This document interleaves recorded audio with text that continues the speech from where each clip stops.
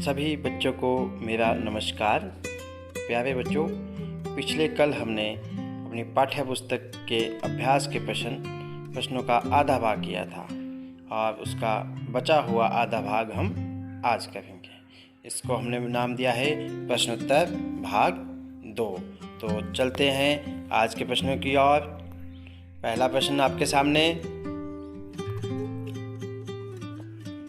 एक चावल कई कई रूप। इसका अर्थ यह है कि चावल तो एक है लेकिन वह कई रूपों में पाया जाता है। इसी के ऊपर प्रश्न आधारित होंगे। जैसे प्रश्न 1, कोको की माँ ने अपने लिए चावल की रोटियां बनाकर रखी थी। भारत के विभिन्न प्रांतों में चावल अलग अलग तरीके से इस्तेमाल किया जाता है, भोजन के हिस्से के रूप में भी और नमकीन और मीठे पकवान के रूप में भी। तुम्हारे प्रांत में चावल का इस्तेमाल कैसे होता है? घर में बातचीत करके पता करो और एक तालिका बनाओ। कक्षा में अपने दोस्तों की तालिका के साथ मिलान करो तो पाओगी कि भाषा, कपड़ों और रहन सहन के साथ साथ खान पान की दृष्टि से भी भारत अनूठा है। तो बच्चों, इसमें आपसे प्रश्न पूछा गया है कि आपके प्रांत में, प्रांत मतलब आपके राज्य में चावल का प्रयोग, इस्तेमाल कैसे कैसे होता है। तो आप सभी अपने अपने राज्य का नाम बता सकते हैं और वहाँ पे चावल किस किस रूप में प्रयोग होता है उसको भी आप लिख सकते हो। तो चलिए उत्तर की ओर। मैं हिमाचल प्रदेश का रहने वाला हूँ। मेरे घर में चावल का प्रयोग निम्नलिखित रूप में होता है, जैसे सादे चावल, मीठे चावल, बिरयानी, पुलाव, खिचड़ी, नमकीन इत्यादि। बच्चों, इसके अलावा भी अगर आपके घरों में चावल का प्रयोग किसी और चीज़ को बनाने के लिए होता है तो आप उसको भी यहाँ पे लिख सकते हैं। अगले प्रश्न की ओर। अगला प्रश्न है, कोको के माता पिता धान लगाने के लिए खेतों में गए। कोको की माँ ने उसके लिए चावल की रोटियां बनाई। यहाँ पे कुछ शब्द अंडरलाइन किए हुए हैं। देखो, धान के नीचे लाइन लगी है और चावल के नीचे भी लाइन लगी हुई है। तो इसमें आगे है, एक ही चीज़ के विभिन्न रूपों के अलग अलग नाम हो सकते हैं। नीचे ऐसे कुछ शब्द दिए गए हैं, उनमें अंतर बताओ। अंतर जैसे बच्चों पर चावल और धान एक ही प्रकार का अनाज है और इसको अलग अलग रूप में यहाँ पे दिखाया गया है। आपके पास दिया है चावल, धान, भात, मुरमुरा, चिवड़ा। उसके बाद नीचे दिया है साबुत दाल, धुली दाल, छिलका दाल। उसके बाद लिखा है गेहूँ, दलिया, आटा, मैदा, सूजी। तो ये कहीं ना कहीं आपस में ये चावल, धान, भात, मुरमुरा, चिवड़ा आपस में जुड़े हैं। ये एक ही चीज़ से ये बनकर सामने आते हैं। उसी प्रकार दालें जो है ये भी एक ही चीज़, एक ही दाल से बनकर तीनों दालें बनती है।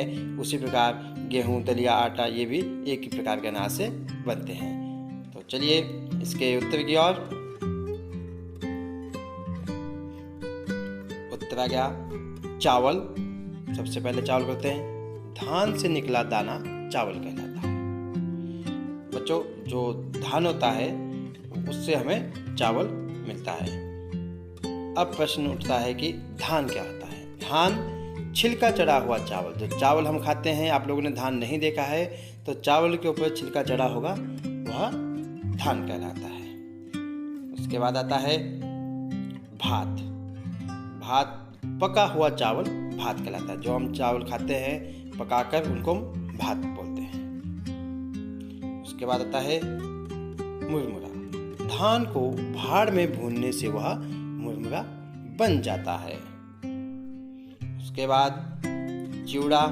धान को भिगाकर पीसने से चिवड़ा बनता है।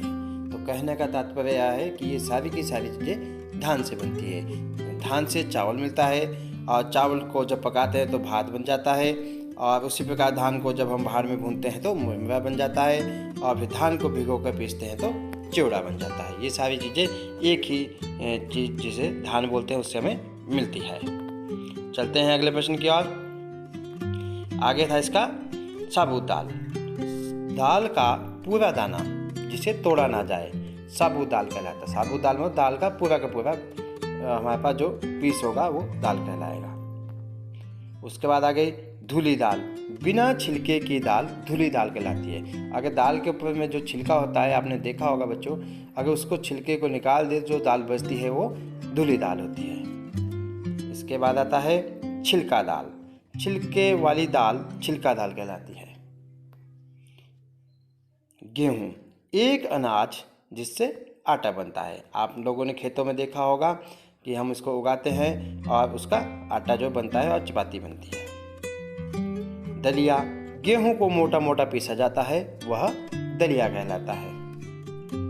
आटा, गेहूं को बारीक पीसकर आटा बनता है। मैदा, आटे को और बारीक पीसकर मैदा बनाई जाती है। मतलब आटे को जो आटा होता है उससे भी ज़्यादा महीन बारीक पीसते हैं तो मैदा बनता है। उसके बाद अगर सूजी का जो हलवा बनता है। गेहूं, जौ आदि से बना मोटा आटा सूजी कहलाता है। यह गेहूं और जौ के बनाई जाती है। चलते हैं अगले प्रश्न की ओर। रिक्त स्थान भरो। के, में, ने, को, से। तो हमने इनमें से ही आगे आने वाली कहानी में या कविता में इन शब्दों को भरना है। कोको की माँ ने कल दुकान से एक फूलदान खरीदा था। ऊपर लिखे वाक्य में जिन शब्दों के नीचे रेखा खींची है वे वाक्य में शब्दों का आपस में संबंध बताते हैं। नीचे एक मजेदार किताब अनारकों के 8 दिन का एक अंश दिया गया है।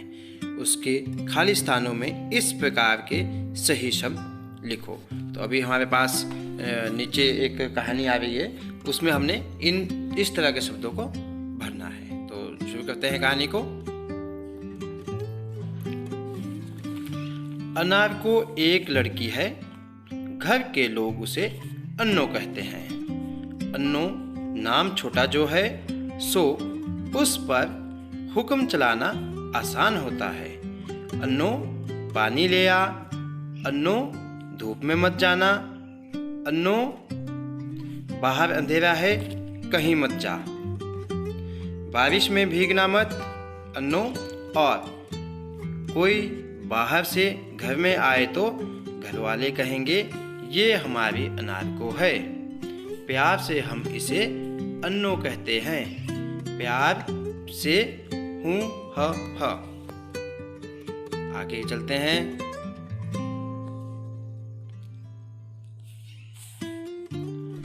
आज अनार को सुबह सोकर उठी तो हाँफ रही थी।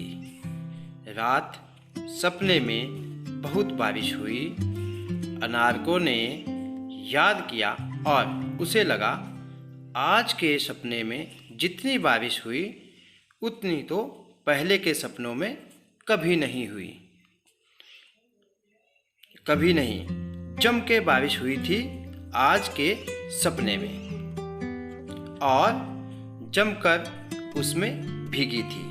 अनार को खूब उछली थी, कूदी थी, चारों तरफ पानी छिटकाया था और खूब भीगी थी।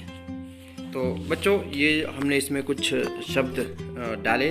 इसमें आपस में जो है संबंध को इन पंक्तियों को आपस में जोड़ते हैं और आपस में जो है संबंध को बताते हैं। तो इसी के साथ ही हमारी आज की क्लास ख़त्म होती है। प्यारे बच्चों, इस क्लास के साथ साथ हमारा यह चैप्टर जिसका नाम था चावल की रोटियां, यह भी समाप्त होता है। और बहुत जल्दी ही हम अगली क्लास के साथ आएंगे, अगले चैप्टर के साथ। तब तक के लिए सभी बच्चों का धन्यवाद। सभी बच्चों को नमस्कार।